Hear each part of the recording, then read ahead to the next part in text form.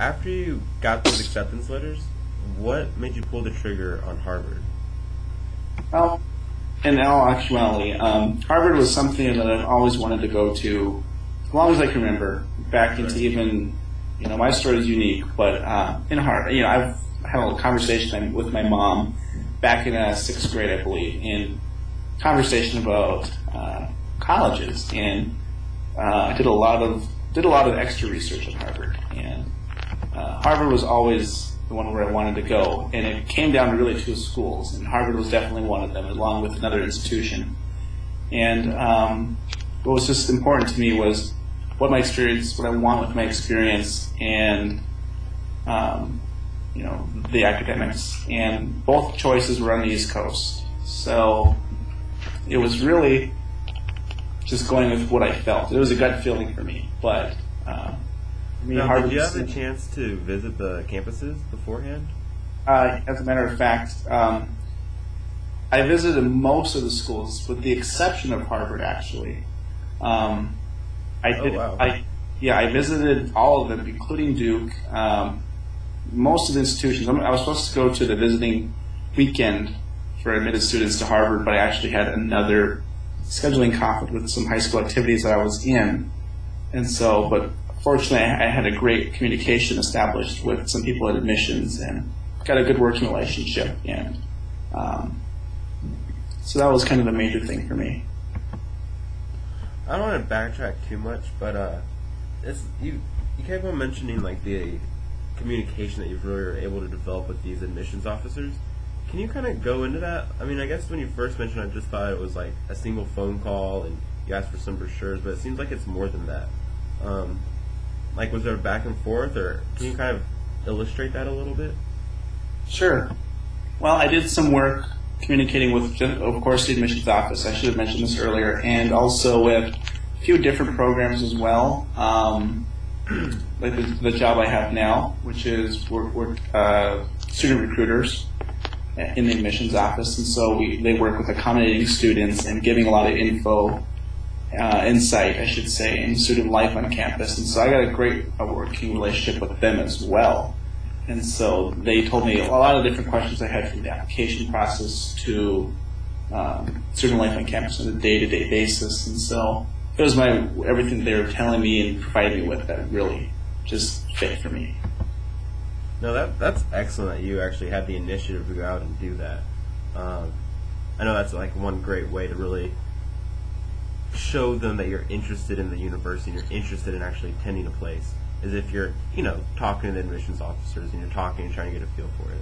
Yeah. So let's go ahead and shift away from like how you chose like your short list to how basically what were you trying to really accomplish in your application? What were you trying to show Harvard? Or any of the other universities that you applied to? It sounds like you applied to a lot of very prestigious institutions. As an individual, what were you trying to portray in those applications? Sure. For myself, personally, I wanted to portray as I'm a unique individual, and on several different fronts. From personal things in my life that I had experienced, gone through, and not because of what happened with those experiences in depth, but more of who I became after those and what the positives I got out of them. And so to show that the independence I had and how I really do want to learn how the world works and how I like to incorporate what I learned from where I'm from, a very cultural background, how I want to incorporate that on a day-to-day basis with the university I go to, and how I take pride in everything I do. Predominantly is what the main thing is. Yeah. So did you choose to go with the common application or Harvard's particular application? No, I did a common application. Okay, and so you have this goal of really illustrating, here's how I'm unique, here's how my experiences have brought me to this point. How, like, did you tone in on, like, particular instances in your life, or did you take like a more reflective approach, and like how did you choose your topics to talk about?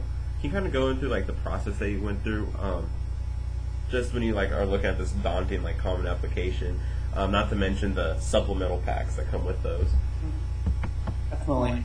What I decided, well, I kind of did a mixture of both. I did highlight what happened, different things that took place in my personal life, but I didn't really. I took them. What I did after that was take a step back and reflect on that and show exactly what happened and who I became as a result of this, and how I wanted to share that with the community wherever I would go. And in Harvard's instance, definitely how it's not always just about quantitative information, because every applicant at Harvard, 99% of them are going to be very well qualified. They're all going to have the same application, the same test scores, the same things in any resume or transcript. And so it's really important too for the qualitative aspect of information too, and who are you as an individual, and where do you come from. So that's what I wanted to highlight. No, I think that is gold, in all honesty, because personally I get a lot of questions about, like, what was your ACT score, and, how well did you do, and, like, what was your GPA, and I kind of have to tell them, like, those are kind of prerequisites now. To be honest, you should really focus on, like, what makes you you. And, the retort that I always get is really, well, how do I really do that? And I don't know if you're comfortable.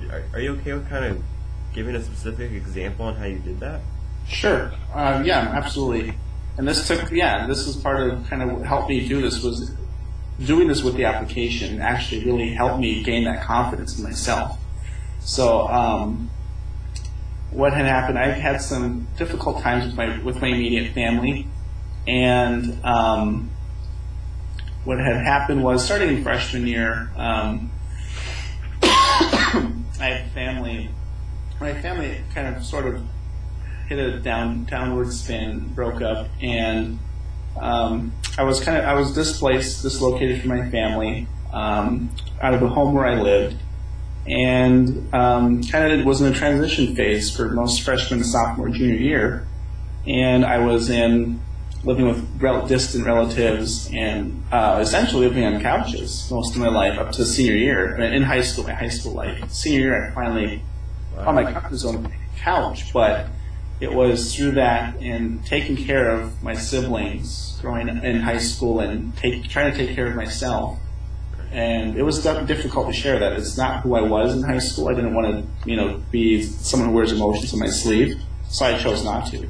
So it was because of the application process and allowing me to say it. And it was a big thing for me to do, but I have absolutely no regrets doing so now. So that's a lot. Can you give, I guess, maybe encouragement or advice on, if you're an individual and you feel like you need to kind of like let that out, how were you able to really do that?